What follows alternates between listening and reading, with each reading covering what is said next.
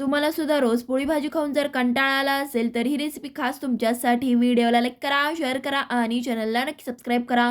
त्यासाठी मी इथे 1 वाटी तांदूळ, पाव वाटी तूर डाळ घेतली आहे. एका बाउलमध्ये काढून घेऊ. कढईमध्ये 1.5 पळी तेल गरम करू. 1 चमचा मोहरी, 1 चमचा जिरे, 1 वाटी उभा चिरलेला कांदा, अर्धा वाटी बटाट्याच्या फोडी, 2 चमचे कच्चे शेंगदाणे, 1 चमचा आलं लसूण पेस्ट, 7 ते 8 कढीपत्त्याची पाने घालून परतवून घेऊ. सगळं साहित्य परतवून झाल्यावरती पाव चमचा हिंग, 1 चमचा लाल तिखट, 1 चमचा गोडा मसाला, अर्धा वाटी बारीक चिरलेला टोमॅटो घालून परतवून घेऊ.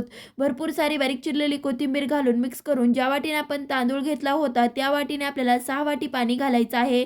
पाव चमचा हळद, चवीनुसार मीठ घालून पाण्याला उकळी आणून घेऊ. जे डाळ व तांदूळ घेतले होते ते स्वच्छ असे धुवून ह्या पाण्यामध्ये घालून 1 चमचा साजूक तूप घालून मिक्स करून झाकण ठेवून 10 ते 15 मिनिटांसाठी खिचडी शिजवून घ्यायची आहे. 10 ते 15 मिनिटांनंतर तयार झाली आपली खानदेशी मसाला खिचडी. धन्यवाद.